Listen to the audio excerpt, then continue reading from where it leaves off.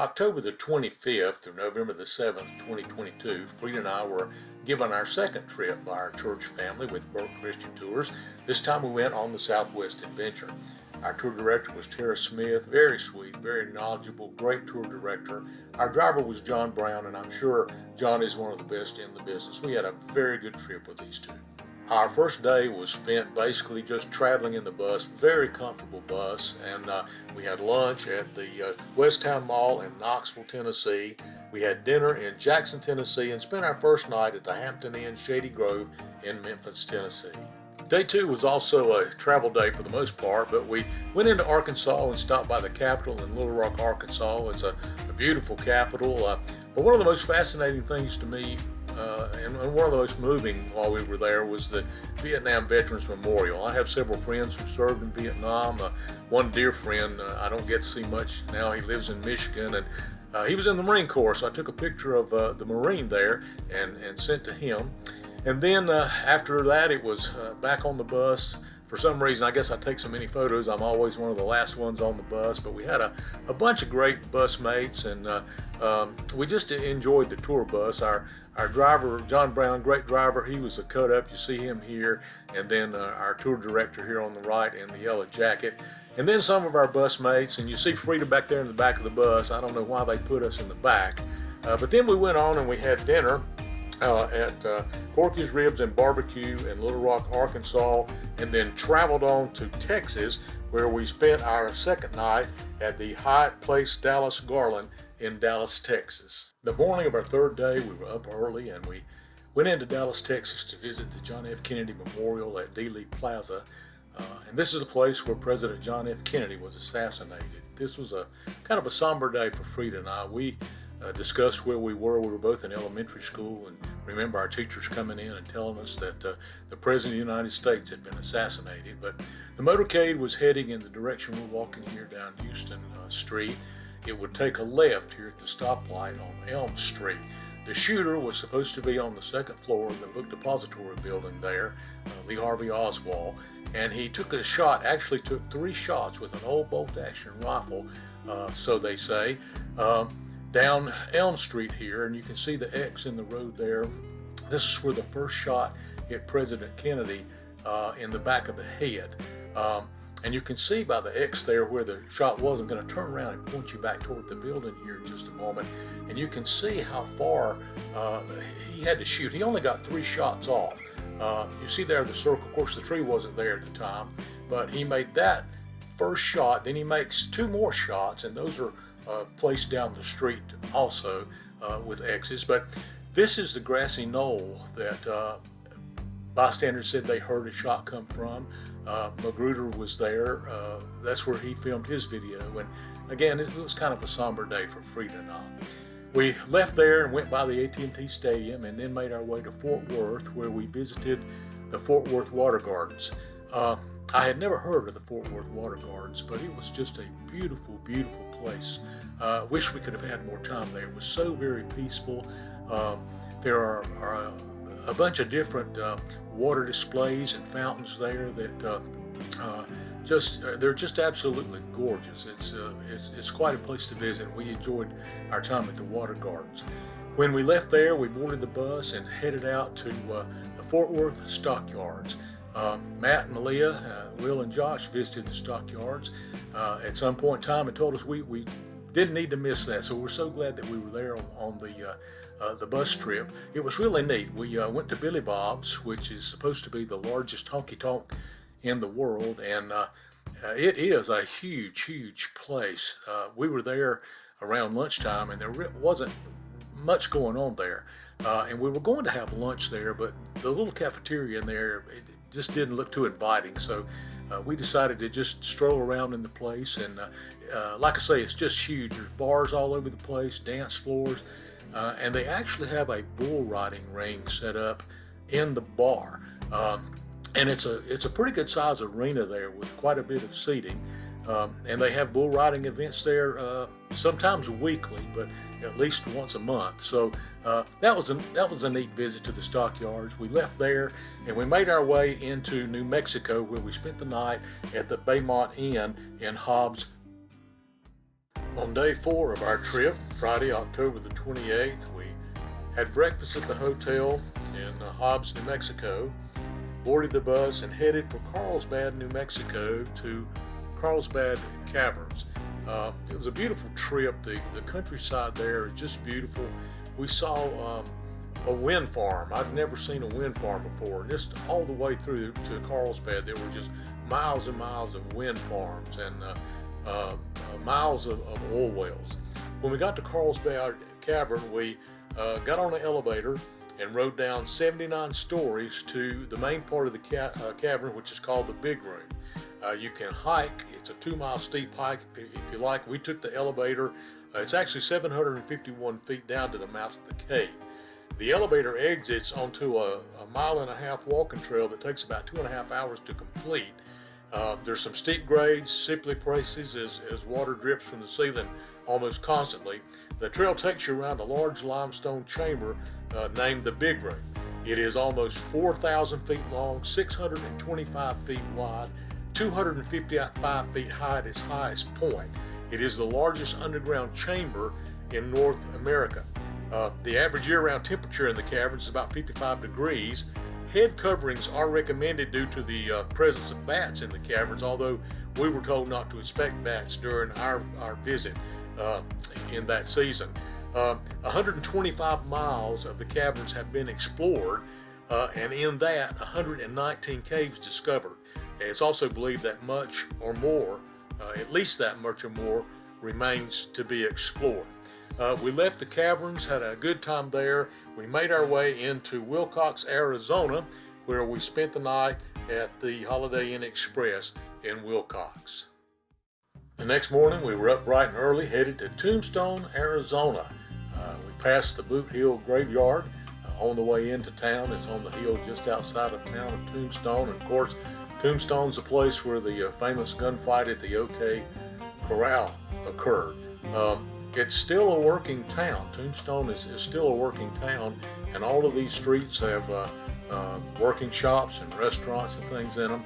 There is more of an updated town, of course, in Tombstone, but this is the main street where the gunfight at the OK Corral took place, just behind the street. We'll see that in a few minutes, but see Frida there walking down Main Street looking for a gunfight, and she'll find one in just a little while. We spent all morning pretty much in Tombstone. There was a lot to see there. We had a really good time there. We ended up having lunch there at the Longhorn Restaurant, which you'll see in just a few moments. As we rounded the corner here on the main street going down a side street, of course there was a directory there telling you, where things were around Tombstone. But as we began to walk down the side here, we saw the Chamber of Commerce, and there was an old cowboy sitting there in a wheelchair with his legs crossed. He's the keeper of the Arizona Marshals Museum.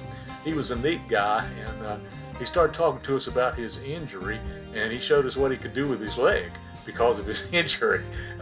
He was a lot of fun. We spent some time there in the museum. I'd never heard of the Arizona Rangers, but they were equivalent to the Texas Rangers, and I'm sure most people have heard of the Texas Rangers. Then we got back out on Main Street, and by that time there were some gunfighters out there, and then of course Wyatt Earp and Doc Holliday and the fellows getting ready for the gunfight at the OK Corral. And that's coming up in here in just a moment. So I'm going to stop narrating and just let you listen to the gunfight at the OK Corral. Of course we're going to kill them. They got to pay for what they done. That's a bad idea. We can leave town. Really? I've been disrespected.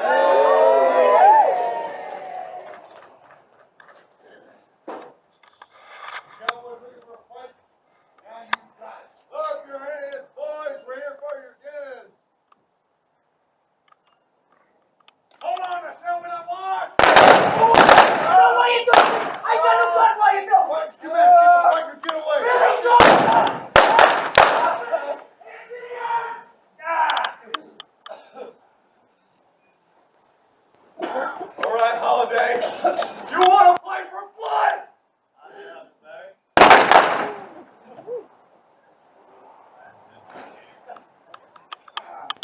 The entire presentation of the gunfight lasted about 30 minutes.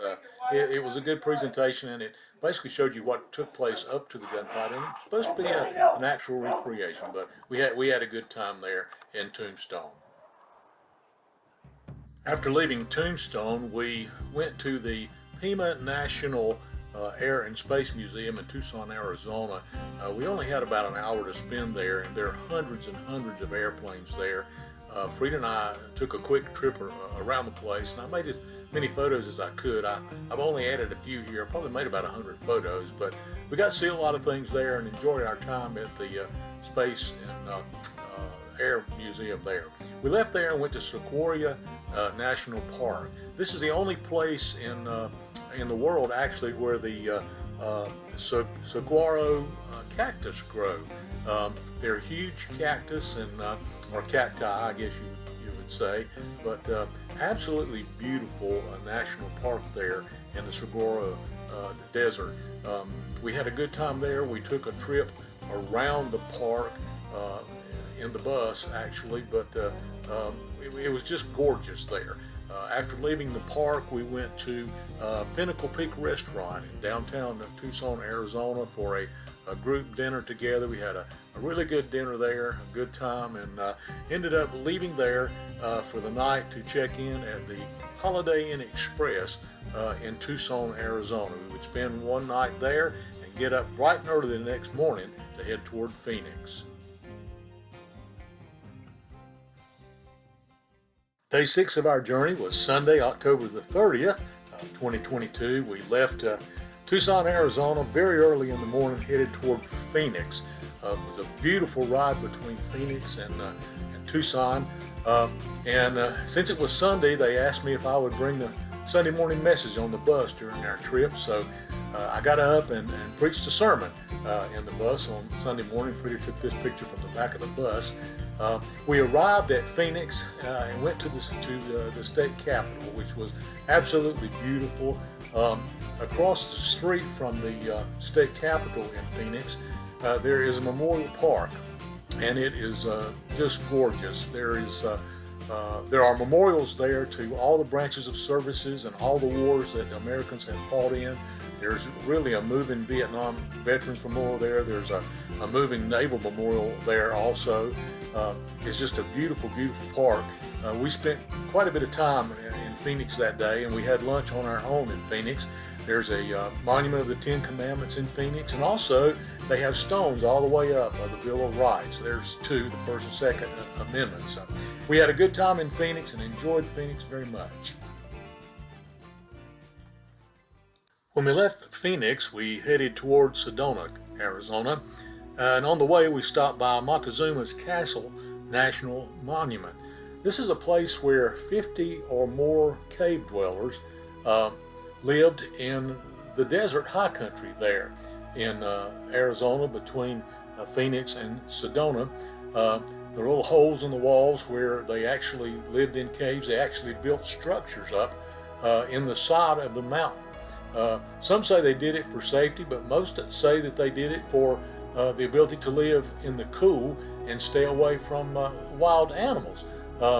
It's just amazing to see this place where so many people lived and how they got in and out of the caves. Now, some of the caves run way back up into the rock, almost to the top of the cliff.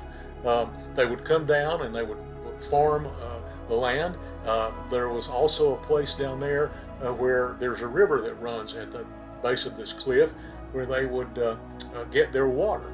But this is just a fascinating place. I'd heard of this before, but I've never even seen pictures of it. We enjoyed our time there. It was a beautiful place, and we headed out for Sedona, Arizona. The drive into Sedona, Arizona was absolutely beautiful, and I think I can honestly say that this portion of the trip was the most beautiful scenery we saw during the whole trip. The Grand Canyon was fabulous, and you'll see that coming up a little later in the video, but Sedona is just beautiful. Frida and I were in the back of the bus, and we actually sat back there for a reason. We asked to sit in the back of the bus because it's the best place to view as you travel. It's the best place to be able to get your camera up against the window and take video as you travel. But the red rocks and the red hills around Sedona, Arizona are absolutely breathtaking. I've never seen anything like it. We just were thrilled with the scenery around Sedona. It is so beautiful. Sedona is kind of a mystic city. There's a lot of New Age stuff that goes on around Sedona, and you can actually feel the oppression in Sedona. But the beauty was just fabulous. We really enjoyed our time there. At the end of the day, there was an included dinner in our trip at the Cafe Jose in Sedona. The food was very good. We enjoyed the company of our bus mates. And then at the end of the day, we stayed in a beautiful inn. It was the Sedona Real Inn and Suites in Sedona, Arizona, and we had a beautiful day. The next day, we headed out from Sedona Real Inn to the Grand Canyon. It was about a 2-hour drive to the Grand Canyon National Park, and we would spend the entire day at the Grand Canyon. We took a tremendous amount of photographs and videos there at the Grand Canyon. Had a good time there. Frida enjoyed it. She wouldn't get too close to the edge, but I got her close to the edge a couple of times to get some video and some pictures of her and some pictures of us together. But the Grand Canyon was just absolutely overwhelming. I've heard so much about the Grand Canyon and how beautiful it was, but I never imagined it was so big. We spent the entire day there.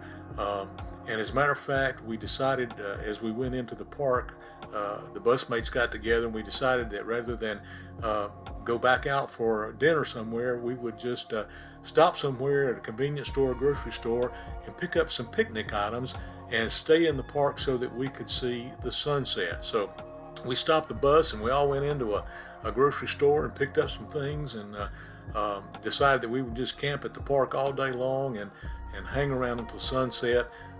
There was a beautiful place to watch the sunset there at Grand Canyon National Park, and we made our way up there by the end of the day to see the sunset, and it was just absolutely breathtaking. It was gorgeous. This is one of the most beautiful places I've ever been. Sedona was beautiful, but in a different way. The Grand Canyon is it's a testament to what God has done, and I believe the Grand Canyon is the result of Noah's flood, not millions of years of erosion. So you believe what you want to, but the sunset was absolutely gorgeous. It was so peaceful there. You can see the Colorado River down in the gorge and the canyon there. We just had a great time there, and I just can't say enough about the Grand Canyon. It was a great day. We decided to get together with our bus mates and get a group photo before we left the canyon that afternoon, and we had a great group to travel with. At the end of the day, we boarded the bus and headed back out to our hotel for the night, which was the Holiday Inn Express Grand Canyon in Grand Canyon Village, Arizona. On Tuesday, November the 1st, this was day 8 of our tour, we checked out at the Grand Canyon and headed to Las Vegas, where we would stop at the Golden Nugget Hotel and leave our luggage there before heading out to Hoover Dam. We spent the day pretty much at Hoover Dam. Just a fascinating day there. Hoover Dam is amazing. We made our way 530 feet down into the dam by way of elevator to see one section of the turbines that power so many cities there in Nevada and California, Arizona. Of course, the dam splits 2 states, Arizona and Nevada. The dam is huge. It was just a fascinating time there. Frida and I, it was a very windy day, and Frida and I didn't spend too much time outside, but we had a great tour guide there that took us all around the dam, through the dam, and then we got back outside again to explore the dam itself. On the other side of the dam is Lake Mead, and Lake Mead, of course, is the water reservoir that actually supplies water to about 7 million people. It's amazing, but the lake has actually dropped 160 feet since the year 2000. The area is in a drought now, and there is actually a water crisis, and water is being rationed in many places out there because of the level. And they're not sure what they're going to do, but you can see the white is where the lake was, the top of the lake. This is the Nevada side of Lake Mead behind the dam. You saw Nevada in the clock there on one of the intake towers. Across is the other intake tower, and it has the Arizona time on it. But we had a good day at the Hoover Dam. It was a good trip there. We boarded the bus, made our way back to our hotel at the Golden Nugget, where we would spend the next 2 nights. Day 9 of our tour was a free day in Las Vegas, and we spent the morning in the hotel, then went out on Fremont Street that afternoon and that evening. And I'm going to just let you listen to some of the sights and sounds on Fremont Street. This is what it looks and sounds like.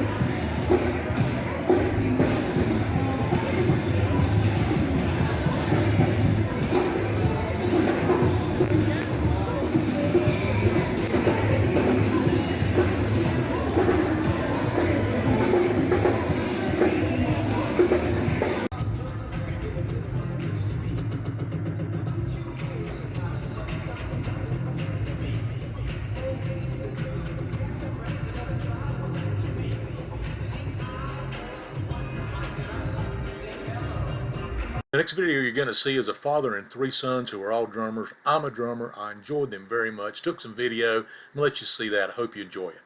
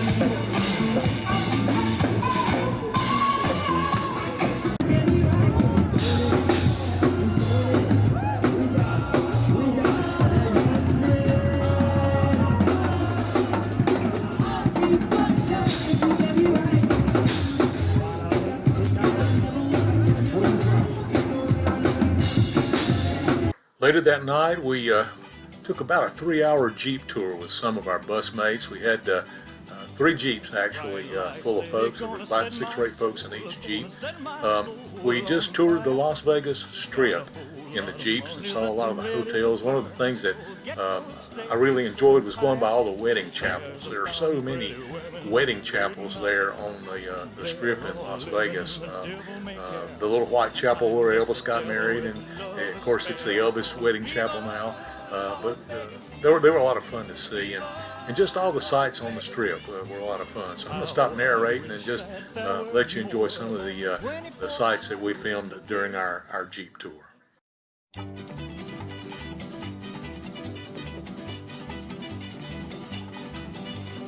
Bright light city, gonna set my soul on fire. got a whole lot of money that's ready to burn, so get those stakes up higher. There's 1,000 pretty women waiting out there.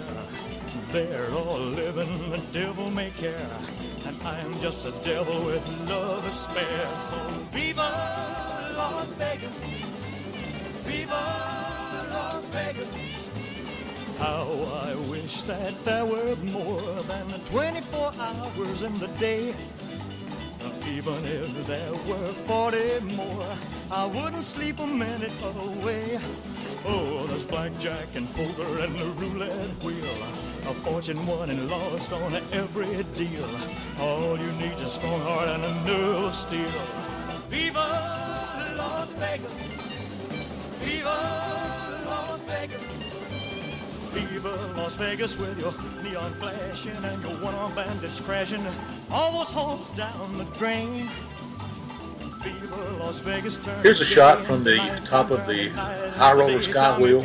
Then our bus driver, his wife, and our tour director in front of the Las Vegas sign. Frida and I tried to get a selfie, but the lighting wasn't good, and we headed back to our hotel to spend our final night in Las Vegas. Day 10 of our journey, we checked out of the hotel in Las Vegas and spent most of the morning riding toward Williams, Arizona, where we would have lunch. Shortly after we got on the highway, we were actually riding on Route 66 for almost the entire morning. It began to snow, and it began to snow really, really hard. You see here our bus driver was having to deal with the snow, and he did a great job doing that. But there were all kinds of sights to see on the way in, and one of those was just all the beauty of the land in the snow. We stopped in Williams, Arizona for lunch, and it's still snowing pretty good in Williams, and so we had about an hour there. So Frida and I got off the bus and took a tour around the town of Williams and decided to have lunch at the 66 Diner in Williams. A couple of our bus mates came in and had lunch with us. It was a very good lunch. Had some warm chili there. It was really good. We left there and headed out toward the Painted Desert and Petrified Forest. On the way on Route 66, we ran across the Wigwam Motel, and you can see they're part of the petrified trees there at the hotel. But this was a neat little hotel. Every room was a teepee, and so if you wanted to spend the night there at the Wigwam Hotel, you would sleep in a teepee. The snow stopped and began to dry out as we got into the Painted Desert, and the Painted Desert is just indescribable.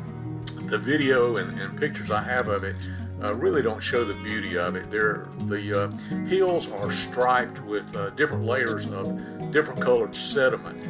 As you drive through the Painted Desert, it truly does look like someone has painted a picture there, and of course someone has. God has painted a beautiful picture there.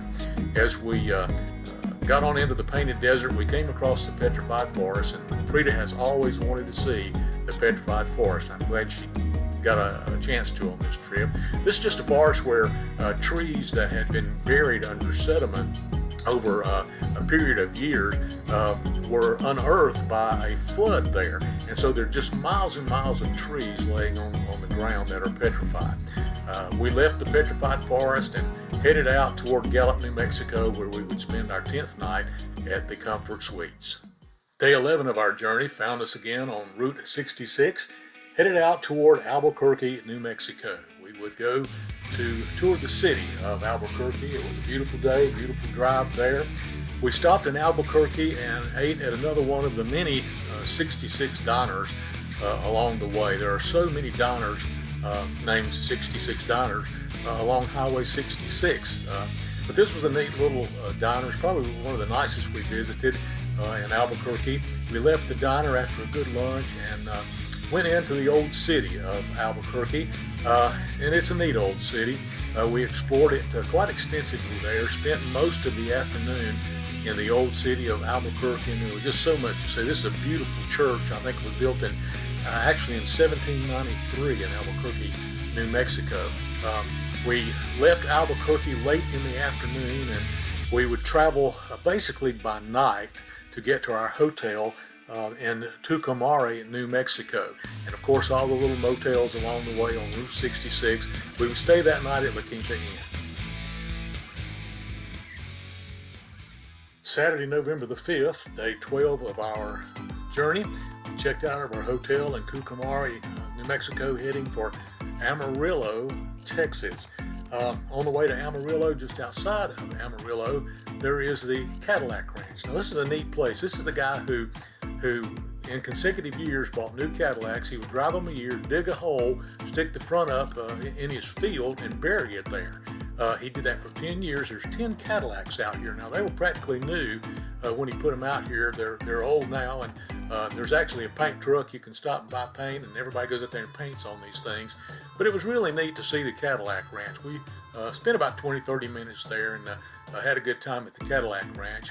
When we left the Cadillac Ranch, we headed out to see the Cross of Christ near Amarillo. It is a 150-foot tall cross, and around the bottom of this cross depicts the crucifixion of Christ Jesus. He is judged by Pilate. There's a picture of the Last Supper. You see Christ carrying his cross. All of this circles the bottom of this cross, and pretty much every station that's mentioned in the Gospels where Jesus was carrying his cross, and then of course he's nailed to the cross, is depicted here at the bottom of this cross. This was one of the most moving things for me the whole trip. It just reminded me the price that was paid for my salvation. I'll never forget the cross of Christ here. After leaving the Cross of Christ, we left Amarillo and headed to Oklahoma City, Oklahoma, where we went to the National Cowboy and Western Heritage Museum in Oklahoma City. This is a huge museum, and we only had about an hour there, so we didn't get to really tour the whole thing. I would like to go back and see it again. It was just magnificent. We left there, and then we went to the site of the Oklahoma City bombing, where Timothy McVeigh set off the bomb, and 168 people lost their lives, including quite a few children. This is a very moving memorial here. You see the chairs there. Each one depicts a person who was killed in the bombing, and if you notice, there are smaller chairs there, and each of those smaller chairs represents one of the children who were killed, or one of the mothers who was pregnant with the child at the time. We left there and went to the Cattleman's Steakhouse in Oklahoma City and had a really good steak before we would make our way to the Hyatt Place in Oklahoma for the night. Day 13 of our trip, we were up bright and early to head toward home. As we left Oklahoma City, we stopped by the Oklahoma City Centennial Land Run Monument Park. This was a land run of 1889. The unassigned lands were opened up through a land run with more than 50,000 Americans vying for 160 acres or a town lot. At noon on April the 22nd, 1889, the competitors rushed in on wagons, horses, foot, and even trains. Towns were formed and homesteads were staked. The march to statehood in Oklahoma began with the land run of 1889. And here you see basically just the monument. It was a pretty neat little park. We spent about 30 minutes at the park there and took some video and just kind of stretched our legs before we jumped on the bus to head back toward home. We would drive almost the entire day on Sunday, November the 6th, day 13 of our journey. We would end up in Russellville, Arkansas, where we would spend the night there in the Comfort Suites. Day 14 of our journey was spent traveling home, and it's hard to put into a 30-minute video 2 weeks and 5,000 miles, but I hope you've enjoyed it.